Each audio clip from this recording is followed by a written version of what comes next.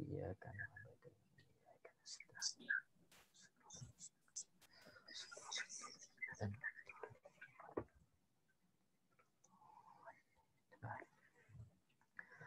Alhamdulillahilladzi arsala rasulahu bil huda wa dinil haqq yuzhirahu 'alad dini kullihi wa kafa billahi shahida. Qala Allah Ta'ala ya ayyuhalladzina amanu taqullaha haqqa tuqatih wa la tamutunna illa wa antum muslimun. Sadaqallahul 'azim. Alhamdulillah, marilah sama-sama kita panjatkan kesyukuran pada Allah. Allah Ta'ala masih lagi panjangkan umur kita, masih lagi diberi kesempatan sama-sama kita mengisi hidup kita dengan amal yang baik. Moga-moga orang dan peluang untuk sama-sama kita beramal soleh Allah Ta'ala beri sampai ke akhir hayat kita, insya-Allah.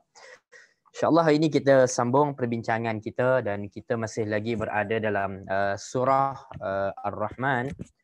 Surah Ar-Rahman. Sekejap saya ubah sikit. Okay, kita masih lagi dalam surah Ar-Rahman dan sambungan kita hari ini adalah pada ayat yang ke-37. Saya kira betul kot ayat 37 insya-Allah. 33 Ustaz. 30?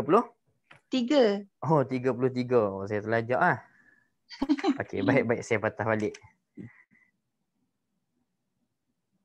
Okey 33.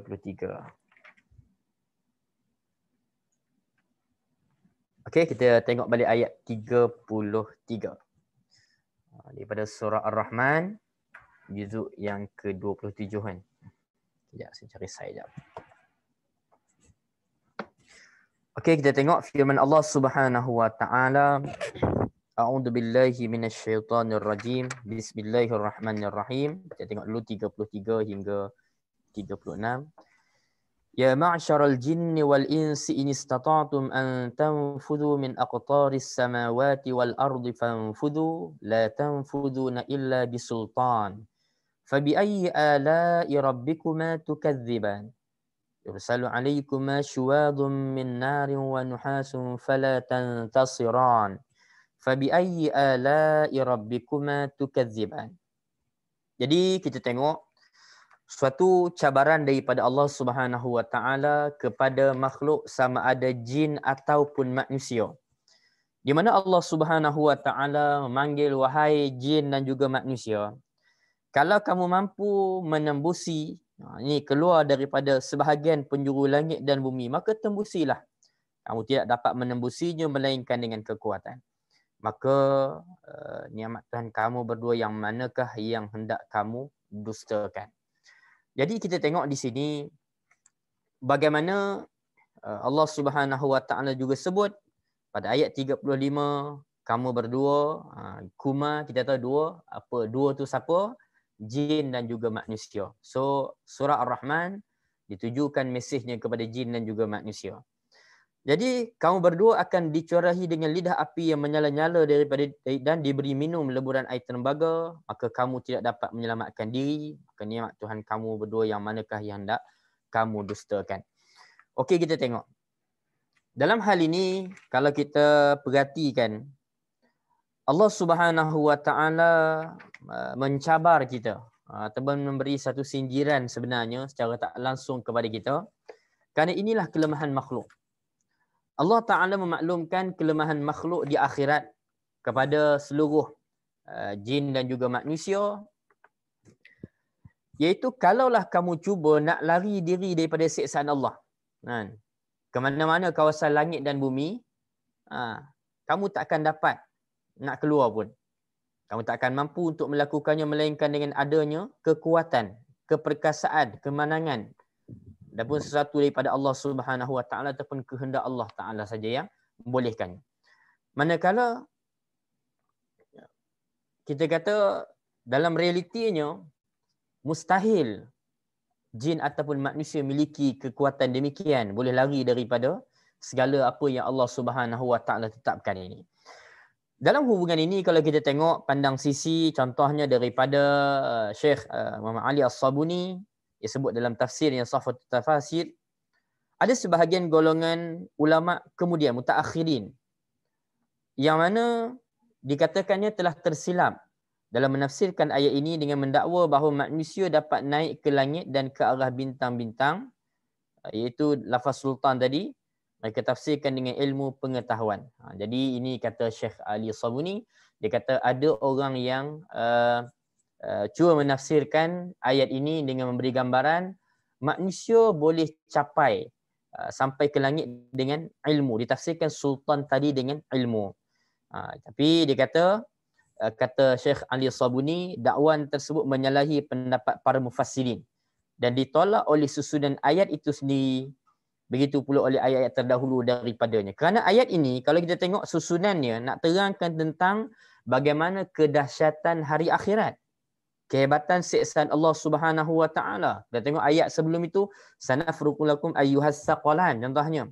Juga firman selepasnya, ayat 35 pula menyentuh tentang bagaimana hal ini adalah berkaitan dengan akhirat. Jadi pandang sisi daripada Syekh Ali Sabuni kurang tepatlah kalau ada orang yang cuba kaitkan ayat ini dengan isu dia kata manusia ini boleh pergi ke langit dengan ilmu pengetahuan. Mungkin dia nak kaitkan dengan hari ini. Teknologi hari ini kerana ilmu orang boleh sampai. Cuma dia kata konteks ayat ini bukan begitu. Konteks ayat ini lebih fokus kepada berkaitan dengan isu hari akhirat. Jadi hari akhirat. Dia kata bahawa, kata Syekh Ali Sabuni lagi, kita tidak mengingkarkan kemungkinan sampainya manusia dengan roket, dengan jet, dengan alat-alat baru sampai ke bulan contohnya. Tak dinafikan. Kerana demikian itu termasuk dalam kategori keupayaan manusia dengan izin Allah, dengan perantaraan ilmu yang mereka ada. Mereka sanggup mengelungi bumi, naik ke angkasa dan sebagainya. Akan tetapi manusia takkan sanggup menembusi sampai ke langit. Kerana Allah Ta'ala telah mengadakan langit ni, dia ada bumbungnya, ada kawasannya terpelihara. Adapun berkenaan dengan bulan dan lain-lain bintang yang beredar, semuanya ini berada di bawah kawasan langit dunia. Dan mungkin manusia akan sampai ke sana. Akan tetapi yang disebut di sini, yang ditolak ialah berkaitan dengan bagaimana ada orang yang berani sangat untuk mungkin bermudah-mudah dengan Al-Quran tanpa ilmu, tanpa kefahaman. Orang ini yang berkatakan kitab Allah dengan menggunakan pendapatnya sendiri. Dia sebut tentang sultan tadi, contohnya dia tafsirkan sultan tadi tanpa merujuk lebih dahulu daripada golongan mufassirin. Jadi hakikatnya kalaupun nak dikaitkan dengan ilmu, manusia ada ilmu, dia boleh sampai ke langit. Tetapi langit yang dimaksudkan di situ masih lagi dalam konteks langit dunia. Jadi kita pun baru-baru ni kita Isra wal Mi'raj kan. Kita banyak bahas tentang langit. Jadi kita kata apa? Kita kata bila nak kaitkan dengan ayat yang kita bincangkan hari ini, maka konteksnya tidak sama. Bukanlah bermaksud demikian. Jadi kata Syekh Ali Sabuni, dia menolaklah pandangan orang yang bermudah-mudah menggunakan atau menafsirkan Al-Quran itu dengan bermudah-mudah dengan cara tersendiri. Jadi fokusnya juga ialah masih lagi kerangka ayat 33 yang kita bincang hari ini sebenarnya dalam konteks akhirat. Dikaitkan juga dengan akhirat. Sebabnya kalau kita tengok yursalu alaikum asywadun min nari wa nuhasun fala tantasiran, kamu berdua jin dan juga manusia kan akan dicurahi dengan lidah api yang menyala-nyala dan diberi minum leburan air tembaga, maka kamu tidak dapat menyelamatkan diri. Jadi sebabnya mereka cuba nak lari daripada akhirat kerana tak tahan menderita siksaan disebabkan Allah memberikan pada mereka pelbagai bentuk azab, termasuklah api tadi. Ada jenis lidah api, syuwadun, yakni nyalaannya yang kira yang nyalaan yang betul-betul orang kata pure lah kan. Tidak berasap, terangnya seperti lampu. Ada pula yang api itu digambarkan dengan perkataan nuhasun. Nuhasun yakni orang kata api daripada cecair tembaga yang berasap. Tidak ada lidah apinya. Jadi mereka-mereka yang diazab oleh Allah Subhanahu Wa Taala tak dapat menyelamatkan diri daripada siksaan Allah. Malahan mereka diheret oleh lidah api ke padang mahsyar.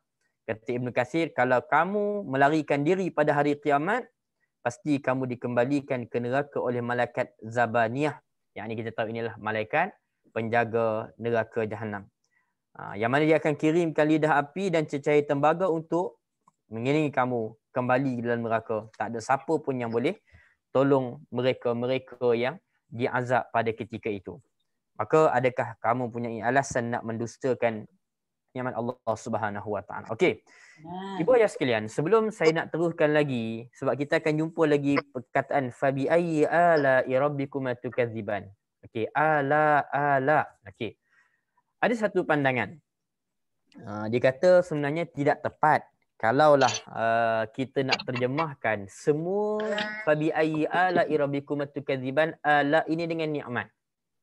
Yes, dalam terjemahan kita bacalah terjemahan dia. Cumanya ala ini bukan semata-mata nikmat, tetapi luas, kan? Luas perbincangannya mengikut ayat ataupun perkara yang dibincangkan. Contoh, kan? Kalaulah kita terjemahkan nikmat, rasa-rasa macam tak berapa kena. Kalau semata-mata kita terjemahkan nikmat dalam surah Ar-Rahman ni, sebab dia ada isi cerita tentang nikmat, betul lah. Cerita syurga, cerita kenikmatan hidup di dunia. Tetapi dalam surah Ar-Rahman ini juga ada menyentuh tentang benda-benda lain. Contohnya kekuasaan Allah. Kan? Contohnya tadi cerita tentang azab. Jadi azab dengan nikmat, bila cerita azab tiba-tiba tanya tentang nikmat macam kurang kena. Jadi ada satu pandangan, dia kata perbahasan ulama juga disebut perkataan ala, fabi ayyi ala kita duk jumpa tu, kadang-kadang dia maksud nikmat. Kadang-kadang dia mungkin maksud tentang kekuasaan Allah. Kan? Dia cerita tentang ni. Jadi kita nak faham konteks, nak berkomunikasi dengan fabi ayyi ala'i rabbikuma tukadziban ni, dia tak standard semua sama. Dia lihat kepada apa konteks cerita dia. Contoh, kan? Fabi ayyi ala'i rabbikuma tukadziban yang sebut tentang azab tadi, kekuasaan Allah contohnya, barangkali mesejnya ialah maka kekuasaan Allah ataupun kekuasaan Tuhan kamu berdua yang manakah nak kamu dustakan. Allah Ta'ala berkuasa jadikan akhirat begitu sampai orang tak boleh lari. Jadi kekuasaan apa lagi yang kita nak dustakan? Jadi kita akan jumpa tentang ada sebut tentang kekuasaan Allah, ada yang kaitkan dengan nikmat. Jadi saya nak sebut di sini fabi ayyi ala ini tidak semestinya spesifik tetapnya ialah nikmat. Barangkali ayat tu nak cerita tentang kekuasaan Allah. Cumanya poin utamanya apakah kamu nak dustakan? Nak dustakan nikmat, nak dustakan kekuasaan Allah, nak dustakan azab Allah, nak dustakan hari akhirat, ini poinnya. Yang penting suatu persoalan setiap kali sampai isi-isi penting tadi, apakah kita nak dustakan? Ini persoalannya. Okey. Ibu ayah yang dirahmati Allah Subhanahu Wa Taala, jadi bila kita baca ayat-ayat sampai pada fabi ayyi ala'i rabbikum tukadziban tadi, pasti jawapan kita juga ialah tidak. Jadi tidak dengan arti kata lain kita membenarkan apa yang diceritakan dalam konteks ayat. Tentang cerita tentang nikmat, kita benarkan nikmat Allah, kita tidak dustakan. So dia ada dua pertembungan. Ada orang yang mendustakan, ada orang yang membenarkan. Ini juga sempena dengan Isra wal Mi'raj yang kita duk bincang baru-baru ni. Kita sebut bahawa bagaimana nak menjadi seiman seperti gelaran Abu Bakar tu. Kan? Kita baca tentang cerita Isra wal Mi'raj, kita tahu salah satu watak Abu Bakar, dia membenarkan. Maka dia pun digelar As-Siddiq. Jadi dalam konteks surah Ar-Rahman, kita nak jadi seperti mana As-Siddiq tadi. Kita tak nak jadi orang yang mendustakan. Ya Allah Ta'ala tanya, nikmat mana lagi yang kamu dustakan? Kekuasaan Allah Ta'ala mana lagi yang kamu dustakan? So ada dua di situ. Kita ni nak membenarkan ataupun mendustakan. Yang pasti kita nak membenarkan. Jadi ibu ayah yang dirahmati Allah Subhanahu Wa Taala, jom kita muhasabah. Marilah sama-sama kita memperkasakan iman kita, Moga-moga kita termasuk dalam kategori orang yang membenarkan kenikmatan Allah, kekuasaan Allah dan sebagainya. Ibu ayah yang dirahmati Allah Subhanahu wa taala, golongan yang membenarkan ini. Inilah juga golongan yang mulia di sisi Allah. Kan kita baca surah Al-Fatihah tu, ihdinas siratal mustaqim. Kan? Siratal ladzina an'amta alaihim. Kita minta, ya Allah, tunjukkanlah kami jalan yang lurus. Kan? Apa tu jalan yang lurus? Yang tengah tu dia cantik. Jalan orang yang diberi nikmat. Siapa orang yang diberi nikmat? Tafsiran dia dalam surah yang lain. Kan? Mereka ini di kalangan minan nabiyyin was-siddiqin wasyuhada was-salihin. Kan? Orang termasuk dalam kategori orang yang mendapat nikmat ni para nabi. Nikmat petunjuk semua ni lah, kan. Orang kata level yang kedua iaitu siddiqin. Orang yang membenarkan. Seperti mana imannya Sayyidina Abu Bakar As-Siddiq radhiyallahu anhu. Jadi kembali pada surah Ar-Rahman, ibu ayah sekalian, bila kita berkomunikasi dengan surah Ar-Rahman, kita jumpa perkataan fabi ayyi ala'i rabbikum tukadziban. Kita ni termasuk dalam kategori bukan seperti mana orang yang mendustakan. Tapi kita ialah orang yang benarkan segala apa yang Allah Subhanahu wa taala turunkan, apa yang Allah taala perintahkan. Okey, kita tengok.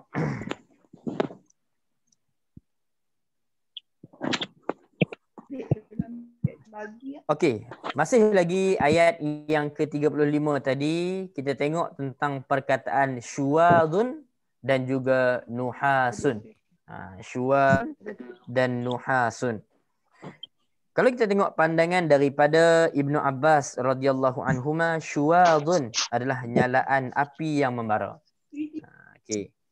Adapun nuhasun cairan tembaga. Ali bin Abi Talhah meriwayatkan daripada Ibnu Abbas iaitu asap api, dan hal yang sama diriwayatkan daripada Abu Saleh, Sa'id bin Jubair dan juga Abu Sinan. Jadi mengemukakan masyarakat Arab menyebut asap dengan sebutan nuhas. So dikaitkan juga, ada pandangan yang kaitkan nuhasun ini dengan asap. Dan di antara perkataan al-nuhas yang diartikan sebagai asap adalah ungkapan salah seorang penyair. Okey, ni cerita penyair pula. Okey, so kita tengok ada dua pandangan lah berkaitan dengan nuhasun, sama ada ia adalah berkaitan dengan cairan tembaga ataupun asap. Apapun pendapat, maka seandainya ada di kalangan makhluk yang cuba lari pada hari kiamat, maka para malaikat dan juga malaikat Zabaniyah akan kembalikan mereka tadi dengan mengirimkan mereka nyalaan api dan juga cairan tembaga kepada mereka yang cuba nak lari daripada hari akhirat. Oleh kerana itu Allah Ta'ala berfirman, fabi ayyi ala'i rabbikum tukadziban, apakah kekuasaan Allah, manakah yang kamu nak dustakan. Jadi kekuasaan itu Allah Ta'ala mampu buat demikian. Kedahsyatan hari kiamat, maka ada tak orang yang berani nak dustakan? Maka kita kata tidak, kita tidak sekali-kali akan mendustakan. Ini pendirian orang-orang beriman, sebagaimana kisah yang kita ulang tadi hari itu, bagaimana setiap kali fabi ayyi ala'i rabbikum tukadziban, ada respon daripada jin, mereka menafikan, mereka tidak seperti mana orang-orang yang mendustakan. Ini cerita jin yang beriman. Okey, kita sambung ayat 37. Kita tengok dulu 37 sampai 45 kumpulan ini.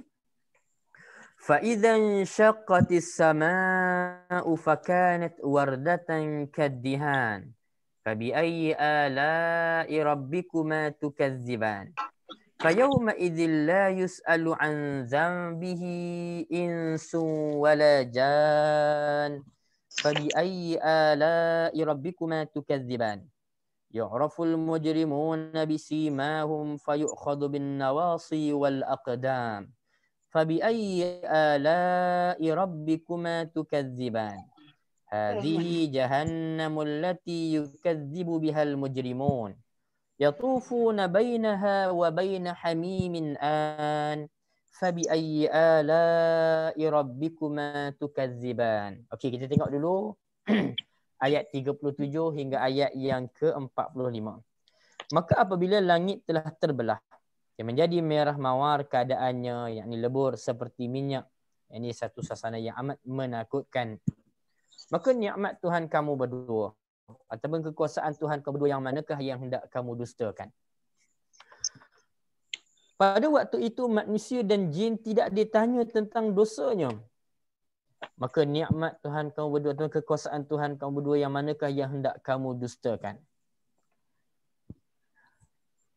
Orang-orang yang berdosa dikenal dengan tanda-tandanya, lalu diikat ubun-ubunnya dan kakinya jadi bercantum.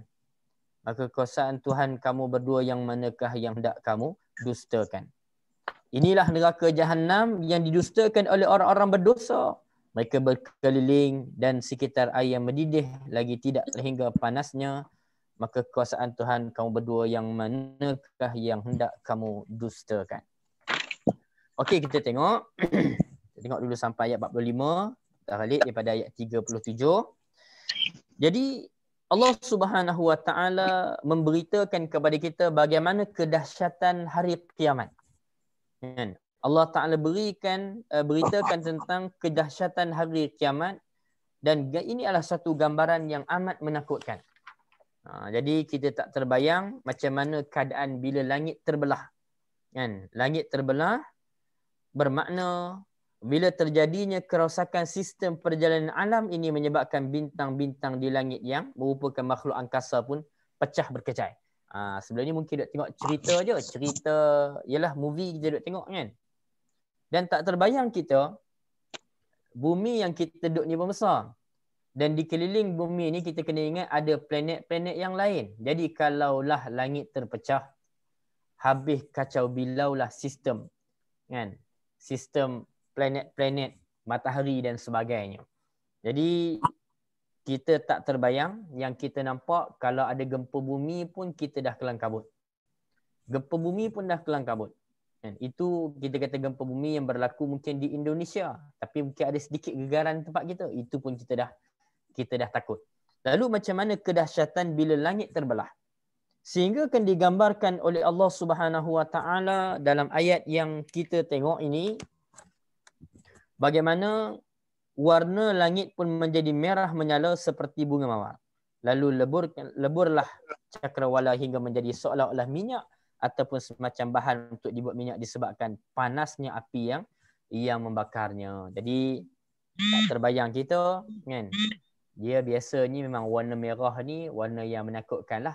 Kalau kita tengok filem-filem, dia punya background dia pun kalau suasana menakutkan antaranya merah tadi kan. Yang diberi gambaran satu benda yang boleh menggerunkan, menakutkan. Jadi kedahsyatan apabila kiamat nanti berlaku kan, langit pun terbelah kan, jadi pula warna merah dan keadaannya lebur seperti minyak. Ini adalah satu suasana ataupun gambaran yang menakutkan. Dan Allah Ta'ala tanya apakah kita nak mendustakan kekuasaan Allah yang boleh buat setara itu. Jadi kita tengok kedahsyatan ini juga yang Allah Ta'ala gambarkan dalam surah-surah yang lain. Contohnya dalam surah Al-Infitar. Okay, Al-Infitar kita bincang dulu. Allah Ta'ala berfirman, "Idza as-sama'u fatarat wa idzal kawakibu intasarat." Allah Ta'ala kata apabila langit terbelah dan apabila bintang-bintang jatuh berserakan. Bintang-bintang yang besar itu pun boleh jatuh berserakan. Begitu juga Allah Ta'ala sebut dalam surah Al-Insyiqaq. Al-Insyiqaq ayat 1 dan 2 juga Allah Ta'ala berfirman, "Idza as-sama'u insyaqqat wa azinat li rabbiha wa huqqat." Apabila langit terbelah dan patuh pada Tuhannya dan sudah semestinya dia patuh. Dalam surah Al-Haqqah pula, surah Al-Haqqah ayat 16 Allah Ta'ala berfirman, "Wa ansyaqqatis sama'u fahiya yawma idzin wahiyah." Dan terbelahlah langit kerana pada hari itu langit menjadi lemah. Okey. Apa yang boleh kita simpulkan daripada ayat 37 tadi dan juga ayat-ayat lain yang kita bacakan tadi daripada surah yang lain, yang boleh kita simpulkan ialah suatu hari nanti langit akan lebur. Langit akan hancur. Seperti leburnya mungkin kalau kita kontak minyak tadi, ada orang panggil taik minyak. Dan juga contohnya di saat perak. Perak ni masa dia dituang ke dalam acuan menjadi jongkong, lalu berubah-ubah warnanya, kan? Jadi kadang merah, kemudian jadi pula warna putih, jadi berubah-ubah kerana apa? Kedahsyatan leburnya tadi. Jadi kita tengok pemberitaan yang demikian ini, berita tadi nak ajak kita sebagai manusia, bahkan ia juga mesej kepada jin, supaya kita benci ataupun tinggalkanlah keburukan. Dan inilah juga tanda kelembutan kurnian Allah sebagai nikmat yang besar. Kan? Kemudian kita tengok Allah Subhanahu Wa Taala sebut lagi dalam ayat yang keseterusnya, فَيَوْمَ إِذٍ لَا يُسْأَلُ عَنْ ذَنْبِهِ إِنْسٌ وَلَا جَانٌ. Pada waktu itu manusia dan jin tidak ditanya tentang dosanya. Jadi Qatadah mengatakan sudah ada pertanyaan. Sebelum ini dah ditanya.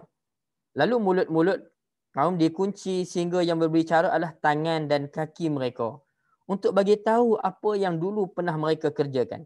Seakan-akan hal itu terjadi setelah mereka diperintahkan menuju neraka, dan pada saat itu mereka tidak lagi ditanya tentang dosa-dosa mereka, tapi mereka digiring menuju neraka dan kemudian dilemparkan ke dalamnya. Jadi nak ceritanya, dia ada sampai masanya waktu tertentu ni tak tanya dah bab dosa. Habis dah.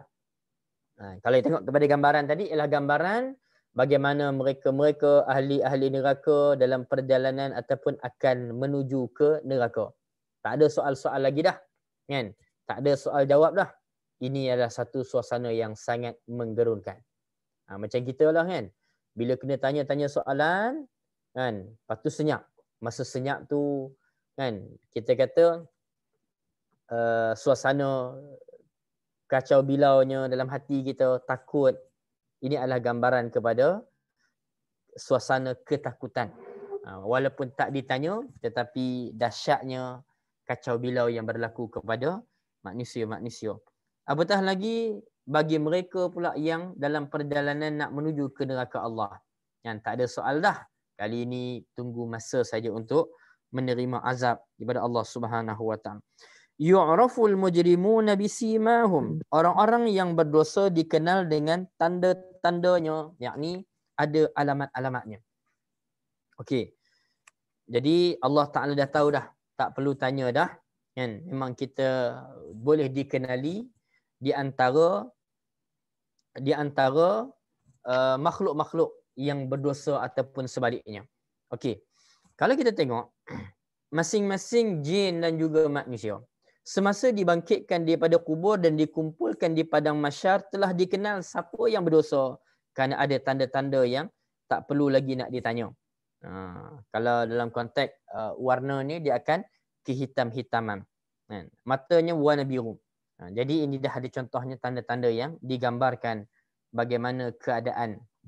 Sebagaimana disebut oleh Al-Hasan dan juga Qatadah, mereka dikenal dengan hitamnya wajah mereka dan birunya warna mata mereka. Berkenaan dengan hal itu, kata Ibnu Katsir, yang demikian itu sama seperti orang beriman. Orang beriman pun boleh dikenal. Macam mana orang beriman boleh dikenal? Antaranya ialah dengan wajahnya yang putih, yang nampak, dan juga ada yang kaitkan dengan bekas wuduk. Bekas wuduk ni sebab memang di hari akhirat nanti kesan-kesan wuduk itu akan kelihatan. Sebab itu ada sebahagian ulama, saya ingat Syekh Nuruddin Siri pun kata, kan, ialah walaupun kita ni wuduk mazhab Syafi'i 3 helai pun dah memadai. 3 helai pun dah memadai. Tapi kalau boleh kita mampu lebihkan, kan. Contoh kita masa kita basuh kepala tu, kan, lebihkan. Sebahagian mazhab dia sampai ke belakang, kan. Contohnya kita ni walaupun imam mazhab Syafi'i kata 3 helai pun dah memadai, tapi kalau boleh kita lebihkan. Sebab inilah di antara yang akan menjadi tanda-tanda orang beriman masa hari akhirat kelak, iaitu kesan wuduk dia. Jadi kesan wuduk itu akan beri kesan masa hari akhirat. Assalamualaikum. Tak main lagi. InsyaAllah kita sambung sikit lagi. Kemudiannya, poinnya di sini ialah dikenali. Dalam hal ini Allah Subhanahu Wa Taala sebut Dalam ayat Quran contohnya. Dalam Quran pun ada. Contohnya dalam surah Taha. Dalam surah Taha ayat 102 Allah Ta'ala berfirman, wa nahsyurul mujrimina yawma idzin zurqa.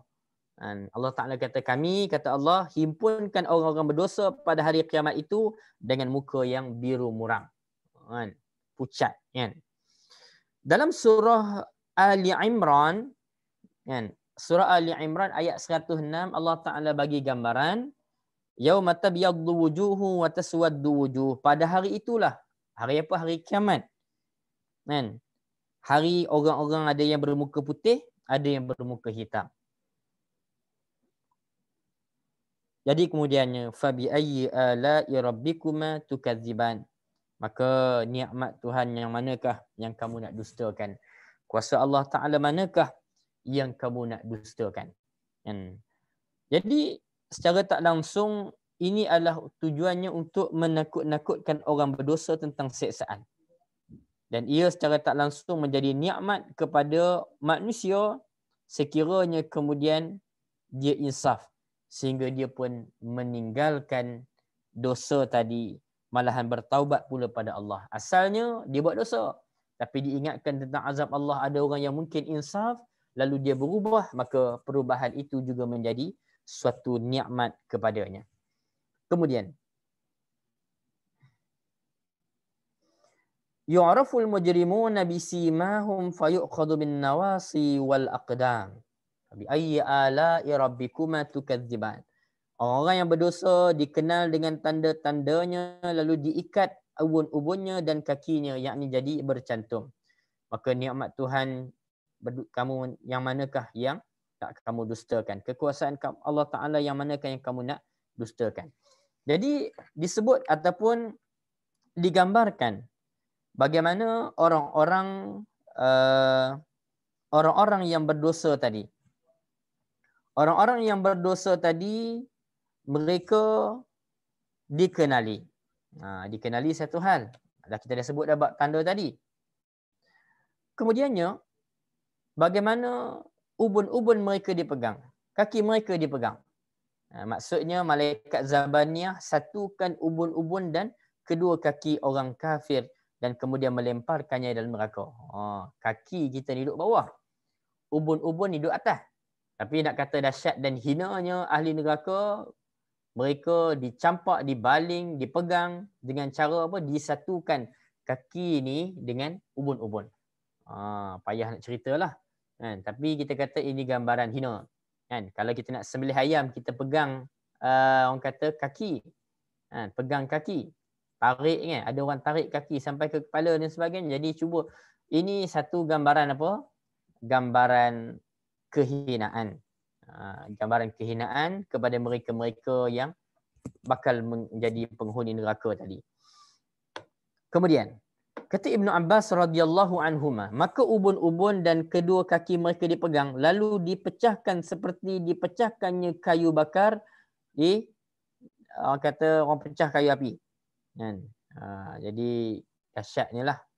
Kata Allah, ubun-ubun mereka disatukan dengan kedua kaki mereka pada suatu rantai dari belakang punggung mereka. Jadi tarik kaki ni ke belakang sampai ke kepala, dirantai.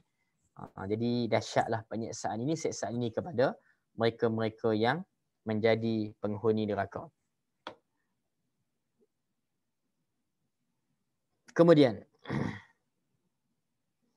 apabila dia diikat cara demikian menyebabkan tulang belakang mereka patah lalu dihumban bergulung-gulung dalam neraka, inilah siksaan yang menghinakan. Inilah siksaan yang menghinakan. Kenapa sampai tahap itu? Sebab dulu-dulu orang-orang berdosa, orang-orang yang berdosa ini menafikan, soal mendustakan kiamat. Kita tengok ayat 43 tadi, hadhihi jahannamul lati yukadzibu bihal mujrimun yatufuna bainaha wa bain hamimin an. Inilah neraka Jahannam yang didustakan oleh orang-orang yang berdosa. Mereka berkeliling dan sekitar air yang mendidih lagi tidak terhingga panasnya. Okey. Kemudian kita tengok, maksudnya inilah neraka yang dulu kamu dustakan keadaannya ataupun kamu dustakan adanya dia. Sekarang dia sudah hadir dan kamu menyaksikan sendiri secara langsung yang demikian itu dikatakan kepada mereka sebagai penghinaan, celaan sekaligus merendahkan kedudukan mereka. Ini satu penghinaan masa itu. Mereka berkeliling di antaranya dan di antara air mendidih yang memuncak panasnya. Maksudnya, terkadang mereka diazab di neraka jahim dan terkadang mereka disiram dengan air mendidih yang dimaksudkan dengan al-hamim adalah minuman yang wujud seperti tembaga cair yang dapat memutuskan urat perut. Kan? Hamimin an, air mendidih yang memuncak panasnya, yakni kira macam maksimum dah panas. Okey, kat rumah kita ada water filter atau ada water dispenser, penapis air tu kan. Okey, penapis air tu ada yang panas. Kita boleh set tu, kan? Boleh set kurang panas ke paling panas. Hak paling panas kadang-kadang mungkin kalau kat water filter tu mungkin 85 darjah Celsius je. Kan? Kalau kita masak betul menggelegak mungkin kita kata 100 darjah Celsius. Kan? Tapi kita nak kata yang dimaksudkan dengan hamimin an ini adalah puncak kepanasan air tadi. Kan? Puncak kepanasan. Kan? Air mendidih yang kira paling panas. Jadi kita tengok dalam konteks tembaga, di gambaran tembaga tadi, tembaga yang kalau dimakan, diminum, maka tembaga cair tadi boleh merosakkan isi perut ataupun urat perut. Kemudian hamimin an. Yatufuna bainaha wa baina hamimin an, mereka berkeliling di antara yang mendidih. Ibn Abbas kata maksudnya panasnya telah mencapai puncak titik didih. Ini yang juga dibahaskan oleh ulama. Dan itu pun menjadi pendapat Ibn Zaid mengingat pemberian hukuman kepada orang bermaksiat. Mengingatkan manusia kepada balasan azab. Nah, orang yang buat dosa balasan demikian begitu begini, maka ia sebenarnya secara tak langsung merupakan satu kenikmatan kepada orang beriman. Ini merupakan satu kurniaan, rahmat, keadilan dan kelembutan terhadap makhluknya dan peringatannya pada mereka akan azab siksaannya yang akan menjauhkan mereka daripada kemusyrikan. Jadi kita kata apa? Dalam Quranul Karim, bila Allah Ta'ala sebut tentang neraka, azab dan sebagainya, ini satu peringatan. Maka peringatan ini biasanya diambil pengiktibarannya oleh orang beriman. Jadi peringatan itu menjadi nikmat yang menyebabkan orang beriman dia takkan sekali-kali mendekati neraka ataupun secara tak langsung dia terkesan dengan peringatan itu, maka dia pun menjaga dirinya jauh daripada azab api neraka Allah. Maka ini juga suatu kenikmatan. Okey, kemudian jadi sebab itu fabi ayyi ala rabbikuma tukadziban. Okay, kemudian jadi bila orang-orang beriman dia jauh daripada maksiat, jauh daripada kemusyrikan, maka dia selamat, maka itu juga suatu nikmat yang tidak harus didustakan. Jadi kita ni pun gitulah. Kalau ada orang kawan-kawan yang selalu bagi nasihat kita, kan, bagi peringatan supaya kita tak terlibat dengan benda-benda tak elok, maka ini juga satu nikmat. Kan? Berbanding dengan kita tak ada orang macam ni, kita ada orang yang duk asyik puji kita sampai akhir sekali kita rebah. Jadi rugilah kita dalam keadaan demikian. Okey, mari kita sambung lagi. Kalau tadi disebut tentang neraka, kali ini sebut tentang sebaliknya. Yakni kali ini sebut tentang kenikmatan. Ayat 46 hingga 53 dulu kita tengok. Waliman khafa maqama rabbih jannatan fabi ayyi ala'i rabbikuma tukazziban. Zawata afnan fabi ayyi ala'i rabbikuma tukazziban. Fihima 'ainani tajriyan. Fabi ayyi ala'i rabbikuma tukazziban. Fihima min kulli fakihatin zawjan. Fabi ayyi ala'i rabbikuma tukadziban. Allah Subhanahu wa taala berfirman, dan bagi orang-orang yang takutkan saat dianya berdiri di hadapan Tuhannya memperolehi dua syurga. Maka nikmat Tuhan kamu berdua yang manakah yang hendak kamu dustakan? Kedua-dua syurga itu mempunyai pepohon dan juga buah-buahan. Maka nikmat Tuhan kamu berdua yang manakah hendak kamu dustakan? Dalam kedua-dua syurga itu terdapat 2 buah mata air yang mengalir. Maka nikmat Tuhan kamu berdua yang manakah yang hendak kamu dustakan? Dalam kedua-dua syurga itu terdapat segala macam buah-buahan yang berpasang-pasangan. Maka nikmat Tuhan kamu yang berdua manakah, nikmat Tuhan kamu berdua yang manakah yang hendak kamu dustakan? Okey, mari kita tengok.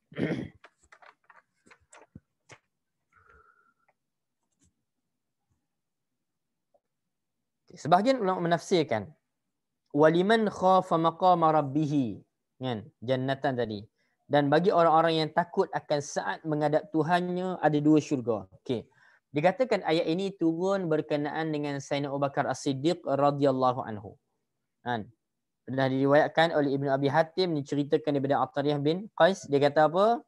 Mengenai firman Allah waliman khafa maqama rabbih jannatan, dan bagi orang yang takut akan saat menghadap Tuhannya ada 2 syurga. Ayat ini turun berkenaan dengan orang yang berkata, bakarlah aku dengan api, mudah-mudahan aku boleh mengelirukan Allah. Kemudian dia bertaubat selama 1 hari 1 malam setelah dia mengucapkan hal tadi. Setelah itu Allah Ta'ala terima taubatnya dan masukkannya ke dalam syurga. Jadi walau bagaimanapun yang sebenarnya ayat ini bersifat umum sebagaimana yang dikatakan oleh Abdullah bin Abbas radhiyallahu anhu. Jadi walaupun mungkin ada pandangan kaitkan dengan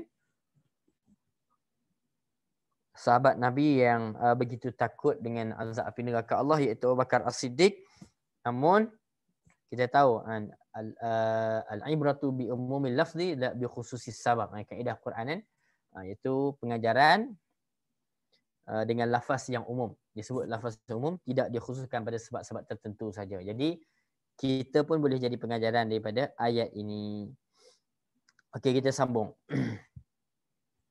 Jadi bagi orang yang benar-benar takut pada Allah, di saat dia berdiri di hadapan Allah nanti, maka orang yang menterjemahkan perkara itu semasa dia hidup, dia jadi orang yang baik, dia bertakwa, maka kita kata dia termasuk dalam kategori orang yang layak untuk mendapat kenikmatan tadi. Jadi setelah Allah Ta'ala sebut penduduk neraka tadi yang mengalami macam-macam siksaan, maka Allah Ta'ala iringi pula dengan ahli syurga dan ahlul jannah. Jadi ini antara kita kata yang menjadi kebiasaan kita jumpa dalam Quran, dia seimbangkan. Kadang dia cerita azab, dia cerita tentang nikmat, dan begitulah baliknya.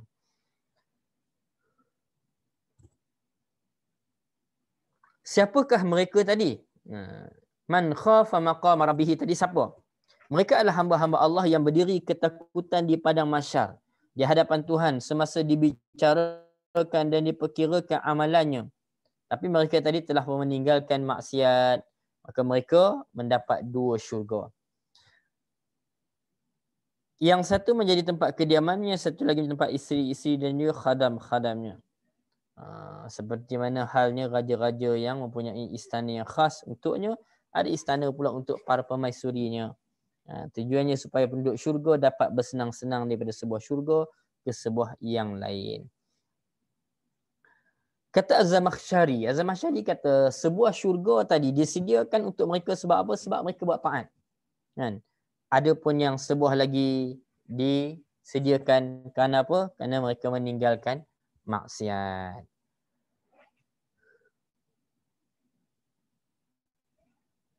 Okey. Kata Ibn Abbas radhiyallahu anhuma, di antara satu syurga dengan yang satu lagi jaraknya sejauh perjalanan 100 tahun. Syurga tadi ada 2 tadi sebut. Ni sekejap kita akan tengoklah. Jadi jarak dia 100 tahun. Di tengah-tengahnya ada rumah kediaman daripada cahaya. Tidak lain apa yang terdapat di kedua-dua syurga hanyalah kenikmatan pada rumput serta pepohon yang menghijau. Jadi walaupun jarak tadi, tapi ia termasuk juga dalam kategori kenikmatan. Okey. Berkaitan dengan syurga. Syurga yang disebut jannatan, 2 syurga. Apa maksudnya? Kalau kita tengok dalam hadis, Nabi SAW pernah bersabda, jannatani min fiddatin aniyatuhuma wa ma fihima wa jannatani min zahabin aniyatuhuma wa ma fiha wa ma bainal qaumi wa baina an yanzuru ila rabbihim azza wa jalla illa rida al-kibriya ala wajhihi fi jannati adn. Okay. Nabi sebut dua syurga yang bekas air dia dan semua yang ada dalam keduanya terbuat daripada perak. Dan dua syurga yang bekas air dan semua yang ada dalamnya keduanya terbuat daripada emas.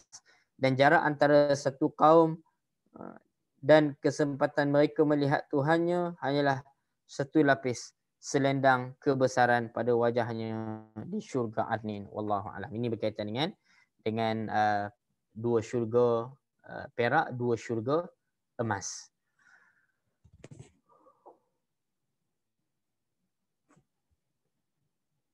Okey. Dalam firman-Nya, wa min dunihima jannatan. Jadi kita kata selain daripada dua syurga itu ada dua syurga lagi. Wa min dunihima jannatan. Rahman ayat 62 nanti kita akan sampai nanti. Jadi disebut bahawa dua syurga daripada emas adalah bagi para muqarrabin. Yang dua syurga daripada perak maka dia termasuk kepada ashabul yamin. Ni kita ulang kaji sikit ibu ayah sekalian. Kalau ingat sebelum surah Ar-Rahman kita bincang surah Al-Waqi'ah. Dalam kisah surah Al-Waqi'ah ada tiga kategori orang. Ada kategori yang kita kata was-sabiqunal awwalun. Mereka ini orang yang awal-awal dan mereka ini termasuk dalam kategori muqarrabin. Yang ini orang yang dekat dengan Allah. Jadi ada kedudukannya. Yang kedua, orang yang berada pada kedudukan yang seterusnya. Dua syurga lagi pula untuk orang yang dikenali sebagai ashabul yamin. Golongan kanan. Kalau kita ingat masa surah Al-Waqi'ah, kita dah sebut dah dua golongan ni. Ada yang muqarrabin, ada orang yang keduanya ialah golongan kita kata muqarrabin, yang satu lagi ashabul yamin. Ashabul yamin. Ini kita tengok balik dalam surah Al-Waqi'ah yang kita bincang dulu. Kemudian, apa lagi ada di situ? Zawata afnan. Kedua syurga itu mempunyai pohon-pohon dan buah-buahan. Yang ini dahan-dahan yang subur lagi indah, memiliki buah-buahan matang yang sangat menyenangkan. Jadi maka nikmat Tuhan kamu yang manakah yang nak kamu dustakan. Jadi kalau kita tengok dalam hal ini perkataan afnan. Ada yang kata afnan ni maksudnya dahan pohon yang sebahagian saling bersentuhan dengan sebahagian yang lain. Kemudian dikatakan oleh Atha, setiap dahan mempunyai beberapa gerombol buah. Ada pula buah-buahnya di situ. Insya-Allah. Kemudian ayat yang seterusnya. Apa lagi yang ada di syurga? Allah Ta'ala berfirman.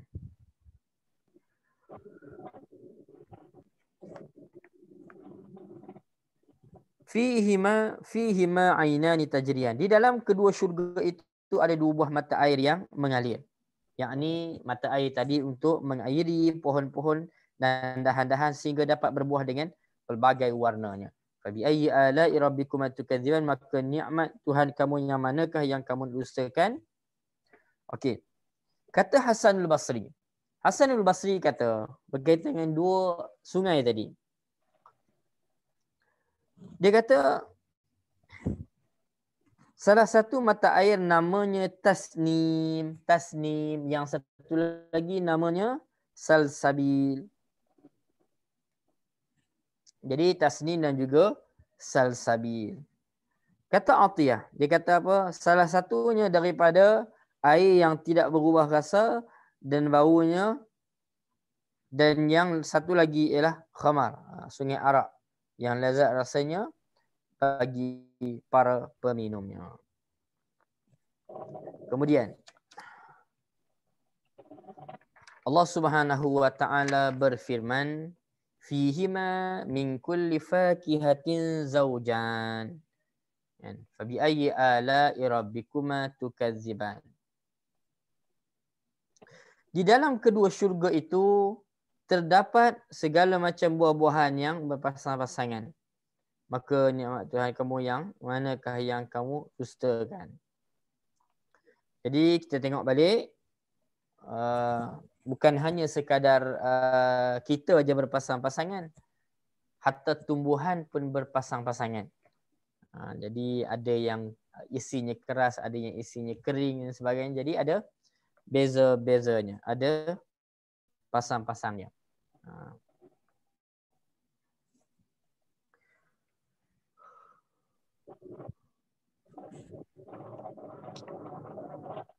Okey.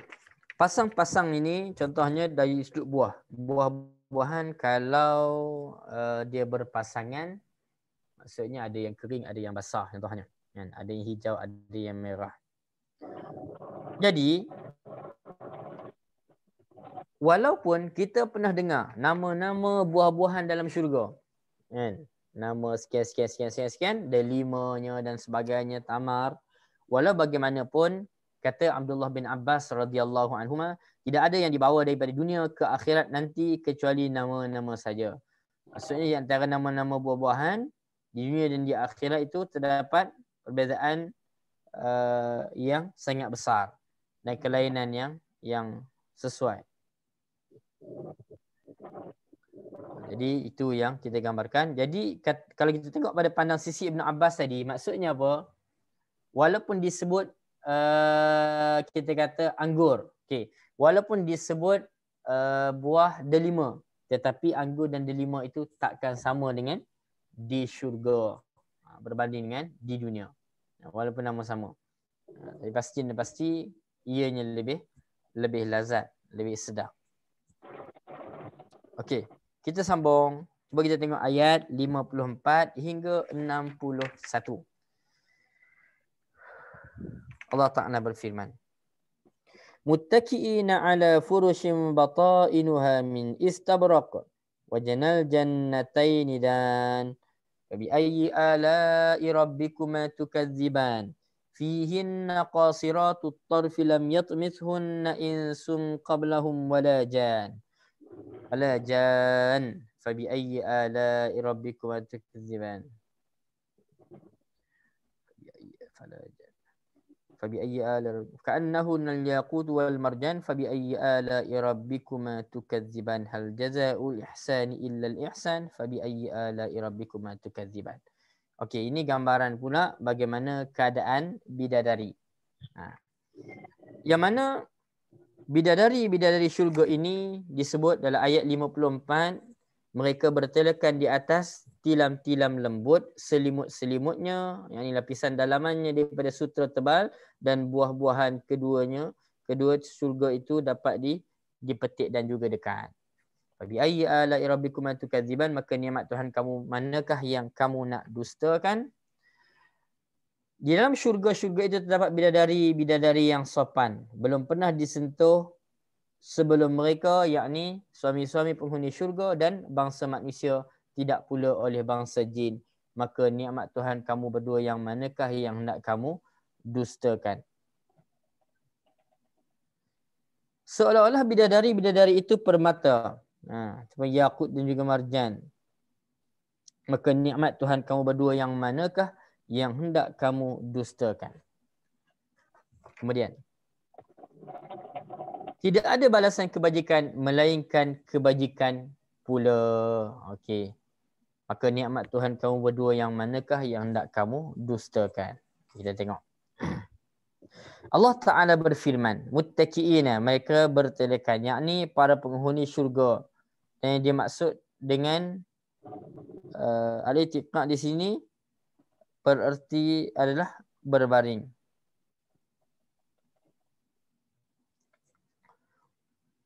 Okey, yakni bagaimana keadaan mereka bertelekan dalam keadaan duduk bersila di atas maidani ataupun di atas tilam yang sebelah dalamnya selimut dan dalamnya seperti daripada sutera tebal. Ini yang ditafsirkan. Okey, kita tengok lagi. Kemudiannya digambarkan kecantikan.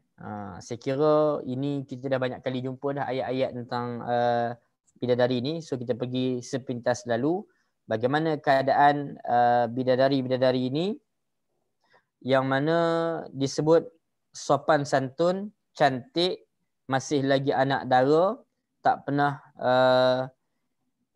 pernah mereka disentuh atau berkhidmat pada orang-orang lain, tak disentuh sama ada oleh jin ataupun manusia. Ini gambaran. Okey.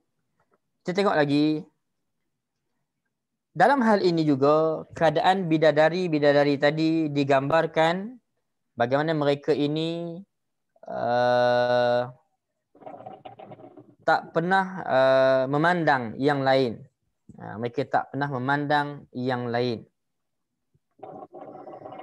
Allah Subhanahu Wa Taala gambarkan bagaimana mereka tadi ahli-ahli syurga juga mendapat buah-buahan. Yang mana buah-buahan tadi pula buah-buahan yang dapat dipetik daripada dekat. Dapat dipetik daripada dekat. Jadi kita duk seronok tanam pokok kat rumah. Sebab apa? Bila-bila masa boleh ambil. Kan? Tak seronok beli. Dulu belilah ni nak tanam sendiri. Nak tanam sendiri. Kita rasa nikmat dia lain. Kan? Jadi di syurga benda-benda yang kita inginkan semuanya datang pada kita. Masya Allah, buah-buahannya dekat dan mudah untuk dipetik. Kemudiannya Allah Ta'ala ingatkan kita selalu ulang kali fabi ayyi ala'i rabbikuma tukadziban. Kan? Nikmat mana lagi yang kita nak dustakan. Kan? Dan digambarkan pula bagaimana bidadari-bidadari tadi lam yatmishun insun wal qablahum wala jan tadi, iaitu dia tak disentuh oleh jin ataupun manusia. Okey. Maksud di sini kalau kita secara tak langsung bila bidadari tadi tak disentuh oleh jin dan juga manusia, Allah Taala sebut direct jin dan juga manusia. Maka dikatakan inilah bukti ataupun dalil, salah satu dalil yang menandakan jin pun kalau dia beriman dia boleh masuk syurga. Jin pun kalau dia beriman dia boleh masuk syurga. Ini keadilan Allah. Okey. Kemudian selain itu juga tadi kalaulah Quran tadi sebut tentang qasiratut tarf. Bagaimana keadaan bidadari-bidadari tadi, iaitu bidadari yang menundukkan pandangan. Menundukkan pandangan. Jadi dikatakan bahawa bidadari-bidadari tadi salihah, mereka tadi juga tak pernah tengok melainkan hanya melihat suami mereka saja tadi. Itu kalau lelaki. Dan begitulah juga kita kata gambaran kenikmatan daripada Allah Subhanahu Wa Taala yang boleh diberikan juga kepada penghuni-penghuni syurga di kalangan wanita. Tapi keadaan yang tetap baik yang Allah Subhanahu Wa Taala saja yang maha mengetahuinya. Kemudian masih lagi lam yatmithunna insun qablahum wala jan. Jadi Allah Subhanahu Wa Taala bagi gambaran bagaimana mereka tadi ialah bidadari-bidadari yang baik. Dan keindahannya disebut ka'annahun nal yaqut wal marjan, seolah-olah bidadari-bidadari tadi permata yakut dan juga marjan. Jadi poinnya di sini ialah ini adalah gambaran-gambaran keadaan, kecantikan, kenikmatan syurga yang akan disediakan bagi orang-orang yang beriman. Fabi ayyi ala'i rabbikuma tukadziban, maka nikmat mana lagi yang kamu nak dustakan. Hal jazaa'ul ihsani illa al ihsan. Kita fokus kat sini. Tidak ada balasan kebajikan melainkan kebajikan pula. Ini satu janji Allah Subhanahu Wa Taala, yakni orang yang berbuat baik di dunia tidak akan dibalas dengan yang buruk sama ada di dunia maupun di akhirat, melainkan Allah Taala akan balas dengan kebaikan. Amalan baik, balasan baik. Ini yang dikata what you give, you get back kan. Apa yang kamu bagi, kamu akan dapat Gitulah kan. Dan begitu juga apa yang kita amalkan pasti Allah Taala akan balas dengan perkara yang sama. Dalam surah Al-Isra tu disebut in ahsantum li anfusikum wa in asatum falaha. Kalau kamu buat kebaikan, kebaikan akan baik pada diri kamu dan begitulah sebaliknya. Jadi kebaikan. Ini adalah kerana keadilan Allah. Keadilan Allah, maka Allah Ta'ala tidak akan bagi balasan buruk kepada orang yang berbuat kebaikan. Okey. Kalau kita faham, beriman dengan ayat ini, hal jazaul ihsani illa al-ihsan. Jadi berimanlah dengan ayat ini, dengan arti kata lain, inilah yang selalu menjadi motivasi kita. Sebab itu, kalaulah kita memahami dan beriman dengan janji ini, kita takkan buat jahat. Sebab apa? Kita nak kebaikan, maka kita akan terus buat baik. Pada masa yang sama, dia akan menjadi motivasi kepada kita, teruslah berbuat baik, walaupun mungkin tak nampak balasannya depan mata. Teruslah berbuat baik, walaupun tak nampak balasannya di depan mata. Kadang-kadang contohnya kan, kita buat baik di satu tempat, orang sangka buruk kat kita, orang mengata kat kita. Tapi kalaulah kita beriman dengan ayat tadi, percaya dengan hal jazaul ihsani illal ihsan, maka secara tak langsung dia jadi motivasi pada kita. Walaupun kita buat baik, kadang-kadang orang tak hargai, orang tak orang kata tak menilai, orang tak balas, tapi kita yakin Allah yang akan balas. Allah Ta'ala tidak sekali-kali akan membalas kejahatan kepada orang-orang yang berbuat baik. Okey. Kemudian fabi ayyi ala'i rabbikuma tukadziban. Okey, sebelum tu lagi. Okey, berkaitan dengan berbuat baik ini, contohnya Allah Taala sebut juga dalam surah Yunus ayat 26, lilladzina ahsanul husna wa ziyadah. Dan bagi orang-orang yang berbuat baik ada pahala baik, balasan baik, yakni syurga, wa ziyadah dan tambahan. Okey. Kalau kita buka surah Yunus ayat 26, disebut tadi lilladzina ahsanul husna wa ziyadah tadi. Orang yang buat baik, Allah Taala akan balas baik dan tambahan. Jadi satu persoalan pula. Apa lagi tambahan? Kan? Sebab al-husna itu ditafsirkan syurga. Kan? Dah ahli syurga, dapat nikmat syurga, tiba-tiba ada tambahan. Kita tak terbayang. Apa lagi nikmat yang lagi besar daripada syurga? Syurga dah ada dah. Apa lagi nak tambah? Padan dah tu pun. Jadi rupanya ditafsirkan tambahan itu antara nikmat ni ialah dapat melihat wajah Allah. So, waziyadah di sini dikaitkan dengan apa? Dengan nikmat dapat melihat wajah Allah Subhanahu Wa Taala. Jadi kita kata ini juga sebahagian daripada kenikmatan, kebaikan kepada orang-orang yang berbuat baik semasa di dunia. Kemudian, okey. Tadi dah 2 syurga. Allah Ta'ala sebut pula dalam ayat yang ke-62.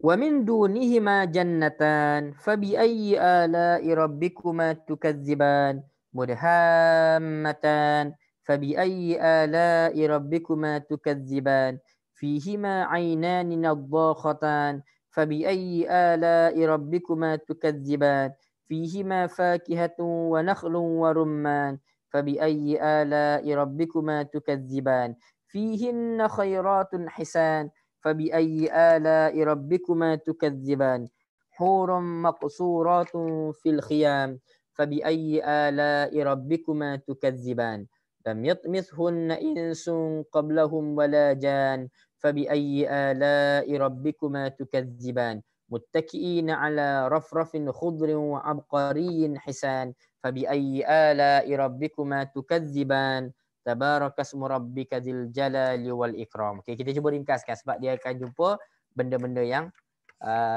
berulang atau benda-benda yang lebih kurang sama yang kita pernah jumpa sebelum ini. Jadi Allah Subhanahu Wa Taala sebut, Allah Taala berfirman, wa min dunihima jannatan, dan selain 2 syurga itu terdapat pula 2 syurga yang lain. Tadi dah cerita ada 2 syurga, ada pula 2 syurga yang lain. Maka nikmat Tuhan kamu berdua yang manakah yang nak kamu dustakan? Kedua-dua syurga itu kelihatan hijau tua warnanya. Maka nikmat Tuhan kamu berdua yang manakah yang hendak kamu dustakan? Di dalam kedua-dua syurga itu terdapat 2 buah mata air yang memancar. maka nikmat Tuhan kamu berdua yang manakah yang nak kamu dustakan? Di dalam kedua-dua syurga itu terdapat buah-buahan, pohon kurma dan pohon delima. Maka nikmat Tuhan kamu berdua yang manakah yang nak kamu dustakan? Di dalam syurga itu terdapat wanita-wanita yang baik-baik, lagi pula cantik-cantik. Maka nikmat Tuhan kamu berdua yang manakah yang nak kamu dustakan? Bidadari-bidadari yang terperap dalam kemah-kemah. Maka nikmat Tuhan kamu berdua yang manakah yang nak kamu dustakan? Belum pernah bidadari-bidadari tadi disentuh sebelum mereka, suami-suami mereka penghuni syurga, sentuh mereka. Belum lagi pernah. Sama ada jin ataupun manusia ataupun jin. Maka nikmat Tuhan kamu yang manakah yang nak kamu dustakan? Mereka, yakni bidadari-bidadari tadi bertelekan di atas bantal-bantal yang berwarna hijau dan pembadani berbunga lagi indah. Maka nikmat Tuhan kamu berdua yang manakah yang nak kamu dustakan?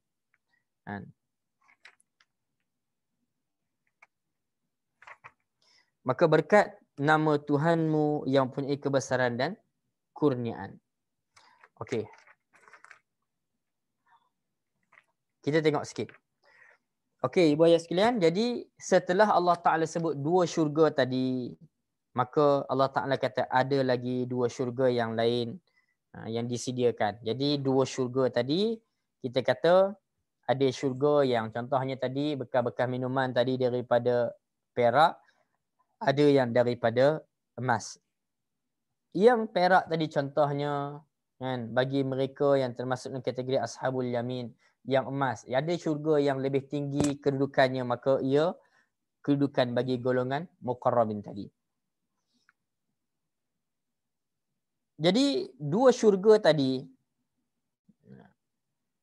Allah Subhanahu Wa Ta'ala cerita pula keadaannya, yang mana terlihat hijau tua warnanya, maksudnya syurga tadi nampak kerana disudut kesan daripada pengairan dia. Dikatakan bahawa kesan pengairannya nampak begitu. Jadi kita tengok, ini adalah tambahan dua syurga yang lebih bagus. Ini cerita pula tentang kedudukan dua syurga yang lebih bagus daripada yang telah diceritakan tadi. Kata Muqatil, dua buah syurga itu namanya Jannatul Adnin dan juga Jannatul Na'im. Yang telah dicerita tadi. Adapun dua buah syurga yang lain pula iaitu Jannatul Firdaus dan juga Jannatul Ma'wa. Yang masing-masing syurga tadi ada tingkatan dan juga tahap dia untuk mereka-mereka yang layak. Disebut bahawa kedua-dua syurga tadi kelihatan hijau tua warnanya. Jadi Mudahammatan ini disebut tentang apa? Dua syurga yang menjadi tambahan itu. Kedua-duanya berwarna hijau tua menandakan tumbuh-tumbuhan dan pohon yang ada di sana cukup banyak. Mendapat pengairan hingga menjadi hijau tua yang menghasilkan macam-macam bunga kan, beraneka warna, indah, harum dan sebagainya. Jadi gambaran kenikmatan. Kerana terlalu banyak kenikmatan sampai kelihatan macam hijau tua. Maka nikmat Tuhan kamu yang manakah yang hendak kamu dustakan. Okey. Mudahammatan ini juga disebut bahawa ini antara ayat yang paling pendek. Dalam Quran inilah ayat yang paling pendek. Okey. Fihima ainani nadhakhatan, di dalam kedua-dua syurga tadi terdapat dua buah mata air yang memancar. Lebih kurang tadi juga. Maka nikmat Tuhan kamu yang manakah yang nak kamu dustakan. Okey. Dua sumber mata air yang memancar ke atas dengan memancarkan air-air di atas taman, kebun. Tidak seperti mata air lain yang di bawah. Atau dimaksudkan di sini, kedua-dua mata air itu menyemburkan bau-bauan wangi dan haruman, kasturi, ambar dan juga kafur. Ambar dan juga kafur. Yang mana di perumahan ahli syurga seperti tercurahnya air hujan, demikian menurut tafsiran Al-Qurtubi. Okey, kafur. Ingat tak kafur ni kita jumpa kat mana? Perkataan kafur ini kita jumpa dalam surah Al-Insan. Al-Insan cerita tentang nikmat air syurga kafur. Siapa yang dapat ini? Yang dapat inilah golongan yang dikenali sebagai golongan Al-Abrar. Okey, sama juga macam tadi, di syurga tadi juga terdapatnya buah-buahan, terdapatnya buah-buahan pohon kurma, buah delima. Maka walau bagaimanapun kita kata tidak sama delima dan juga kurma di syurga dan juga di dunia. Pasti kita dah tahu berbeza. Fihinna khairatun hisan fabi ayyi ala'i rabbikuma tukadziban. Dalam syurga itu terdapat wanita-wanita yang baik-baik, lagi pula cantik-cantik, kan? Maka nikmat kamu dusta, nikmat manakah yang kamu nak dustakan? Okey. Kemudian bila sebut tentang bidadari tadi, wanita-wanita salihah yang baik-baik, berakhlak mulia, lagi cantik rupanya, dinamakan hisan. Jadi mereka ini berasal daripada dunia. Okey. Ada bidadari daripada dunia, ada yang tidak. Okey. Dalam hadis Tirmizi daripada Sayyidina Ali radhiyallahu anhu, diriwayatkan bahawa bidadari-bidadari syurga berpegang pegangan tangan sesama mereka. Mereka menyanyi lagu-lagu yang suaranya tidak ada makhluk melebihi dan menyamai kemerduannya. Jadi dalam lagu itu antara liriknya disebut, kami redha tidak akan marah selama-lamanya. Kami menetap tidak akan pergi selama-lamanya. Kami kekal tidak akan mati selama-lamanya. Kami berlemah lembut tidak akan menjadi layu selama-lamanya. Dan kami baik, lagi cantik serta menjadi kekasih pada suami-suami yang mulia. Dan Sayyidina Aisyah radhiyallahu anha berkata, kalau bidadari-bidadari syurga menyanyikan lagu dengan seni kata demikian, maka wanita-wanita mukminah daripada kaum wanita yang berasal daripada dunia, siapa? Kita lah, kan? Ibu-ibu lah yang ada pada hari ini, kan? Mereka jawab apa? Kalau tadi bidadari syurga, hak ni pula bidadari yang asalnya daripada dunia. Maka wanita mukminah tadi menjawab, kami wanita-wanita yang mengerjakan solat sedangkan kamu tidak solat. Kami puasa, kamu tidak puasa. Kami menanggung wuduk, kamu tidak wuduk. Kami bersedekah, kamu tidak bersedekah. Kata Sayyidina Aisyah radhiyallahu anha tadi, lagi wanita-wanita daripada dunia telah mengalahkan wanita-wanita daripada syurga. Jadi ibu ayah sekalian, ibu-ibu sekalian pun akan menjadi bidadari-bidadari di syurga nanti.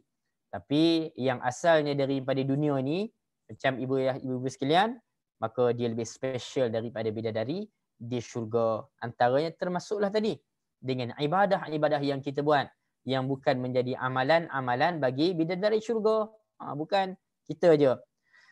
Jadi Ibnu Mubarak meriwayatkan daripada Hibban bin Abi Jibillah, katanya, wanita-wanita dunia yang masuk syurga lebih unggul daripada wanita-wanita bidadari-bidadari syurga disebabkan amalan mereka di dunia. Jadi lebih special lagi.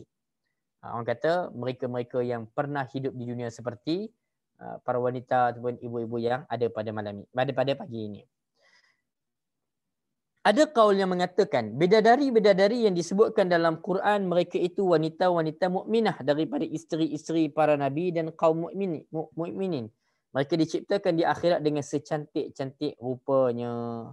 Yang kata Al-Hasan pula mengikut riwayat yang termasyhur bahawa bidadari-bidadari itu bukanlah wanita-wanita yang berasal dari dunia. Sebenarnya mereka itu makhluk yang berasal daripada syurga. Dan Allah Ta'ala mentakdirkan mereka belum pernah disentuh oleh manusia ataupun jin, melainkan oleh suami-suami mereka dalam syurga. Sedangkan kebanyakan wanita-wanita bumi sudah disentuh. Ini satu pandangan yang lain. Dan ada riwayat bahawa Nabi SAW mengatakan bahawasanya kaum wanita golongan penduduk syurga yang paling sedikit tinggal di dalam syurga.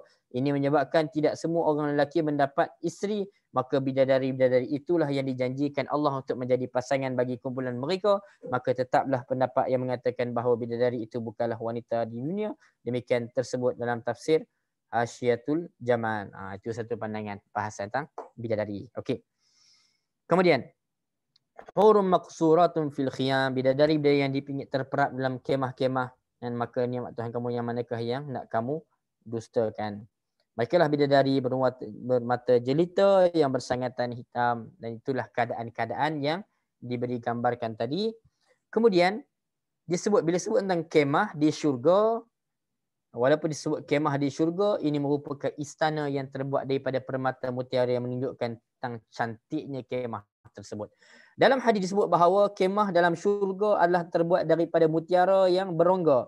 Luasnya 60 batu. Tiap-tiap penjurunya ada penghuni yang dapat melihat penghuni yang ada di lain-lain penjuru. Jadi ini antara contoh-contoh kenikmatan. Maka fabi ayyi ala'i rabbikuma tukadziban. Tadi disebut tentang bidadari tadi juga tak disentuh. Sama juga. Yang kita dah sentuh tadi, dah sebut tadi, muttaqiina ala rafrafin khudrin wa aqariyin hisan, mereka bertelekan di atas bantal-bantal yang berwarna hijau dan permaidani berbunga lagi indah. Okey, kemudian saya nak lanjutkan terus ayat terakhir yang kita nak bincang hari ini, iaitu tabarakasmu rabbika dzil jalali wal ikram, maka berkat nama Tuhanmu yang punya kebesaran dan kurniaan. Yakni kalau kita perhatikan kepada berkaitan dengan Zul Jalali wal Ikram, ada dua keadaan ataupun dua sifat Allah Ta'ala di sini. Zul Jalal dan juga Zul Ikram, dua keadaan yang berbeza. Zul Jalal yakni keagungan. Keagungan ni lebih kepada lihat daripada kekuatan, kekerasan, ataupun kita kata sifat Allah yang agung. Adapun ikram tadi lebih kepada sifat kemuliaan yang mana kita kata yang sifat lembut tu. So ada dua keadaan, sifat keras dan juga sifat Allah yang lembut.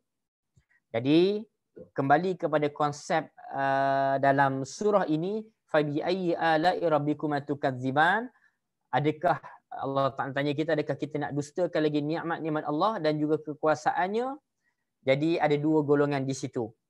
Ada orang yang memang mendustakan, ada orang yang tidak mendustakan, sebagaimana jin-jin yang beriman dan juga orang-orang yang beriman, mereka tidak mendustakan. So mereka membenarkan. So orang-orang yang membenarkan, maka mereka akan menghadap Allah yang sifatnya Zil Ikram tadi. Bagi orang yang mendustakan, mereka akan menghadap Allah Subhanahu Wa Taala dengan Allah yang Zil Jalal tadi, yang sifat kekuasaannya tadi, yang memberi gambaran sifat kerasnya. Tuan-tuan ibu ayah yang dirahmati Allah Subhanahu Wa Taala. Allah Taala ini dalam keadaan demikian, Nabi SAW pernah bersabda, ajilullah yaghfir lakum. Muliakanlah Allah, nescaya Allah Taala berikan ampunan kepada kamu. Dalam hadis yang lain, Nabi SAW menyeru kita, alidhu bidzil jalali wal ikram. Biasakanlah mengucapkan dzil jalali wal ikram, yang punya kebesaran dan juga kemuliaan. Yang ni kita ni kena selalu berzikir dengan zikir demikian. Kan kita selalu duduk bernasyid dulu kan, ya dzal jalali wal ikram. Ini satu zikir yang baik. Nabi suruh kita lazimi zikir demikian. Kemudian dalam satu ucapan Ibnu Mas'ud radhiyallahu anhu, Ibnu Mas'ud kata apa? Biasakanlah mengucap ya zal jalali wal ikram, wahai Tuhan punya kebesaran dan kemuliaan. Maksudnya adalah terus menerus. Okey. Yang ini dengan erti kata lain, Ibnu Mas'ud suruh kita melazimi perkara demikian. Jadi ini antara zikir yang baik. Dalam kitab Sahih Muslim dan kitab Sunan, kitab-kitab Sunan yang 4, disebutkan daripada hadis Abdullah bin Al-Harith daripada Aisyah radhiyallahu anhuma, kata Aisyah, jika Rasulullah SAW selesai bagi salam, Nabi tidak duduk, yakni setelah solat, kecuali Nabi setelah selesai bagi salam, Nabi tidak duduk, yakni setelah solat, kecuali dengan sekadar baca Allahumma antas salam minkas salam tabarak jazal jalali wa ikram. Okey, ini antara zikir yang biasa kita baca selepas solat tu kan. Ini disebutkan oleh Sayyidina Aisyah radhiyallahu anha, menceritakan bagaimana zikir yang Nabi bacakan juga selepas bagi salam. Ini kita baca Allahumma antas salam minkas salam aina rabbana bisalam. Ini antara perkara-perkara yang kita kena lazimi sebagaimana Nabi SAW pernah lazimi satu ketika dahulu. Nabi kata Allahumma antas salam wa minkas salam tabarakta ya dzal jalali wal ikram. Jadi lazimilah perkara demikian. Selepas kita solat, moga-moga kita termasuk dalam orang yang layak mendapat kebaikan di sebalik zikir yang kita bacakan tadi. Jadi ini antara beberapa ayat yang kita bincangkan hari ini. Surah Ar-Rahman kita pergi sepintas lalu selaju-lajunya tadi untuk kita habiskan surah Ar-Rahman ini. InsyaAllah lepas ini kita akan pergi menghayati, mentadabur surah yang seterusnya, surah baru iaitu surah Al-Qamar. Surah Al-Qamar yakni bulan. So surah Al-Qamar ni pun surah Makkiyah. Jadi kita dah nampak dah gambaran bila surah Makkiyah kita akan bertemu dengan perkara-perkara yang kerangkanya hampir sama. Dia berbicara tentang tentang Allah, tentang hari kiamat, kan? Benda-benda berkaitan dengan akidah. Jadi itu sedikit sebanyak. Jadi insya-Allah nanti kita akan pertemuan akan datang ni bulan depan kita akan sambung kepada surah baru insya-Allah. Wallahu a'lam. Allah a'lam, ma asabaka min hasanatin fa min Allah wa ma asabaka min sayyi'atin fa min nafsi. Yang baik pada Allah, yang buruk yang lemah kelemahan diri saya sendiri. Hakikatnya kedua-duanya daripada Allah Subhanahu wa taala, disandarkan ke atas insan yang dhaif lagi hina ini. A'udzu billahi minasyaitonir rajim. Bismillahirrahmanirrahim. Alhamdulillahirabbil alamin wassalatu wassalamu ala asyrafil anbiya'i wal mursalin wa ala alihi washabihi ajmain. Allahumma ighfir lana dhunubana wa liwalidina warhamhum kama rabbawna shiqara. اللهم فقنا في الدين وعلمنا تأويل وجعلنا من العلماء الصالحين ربنا آتنا في الدنيا حسنة وفي الآخرة حسنة وقنا عذاب النار والحمد لله رب العالمين. Kita tangguh dengan tasbih kafarah dan surat Al-Asr.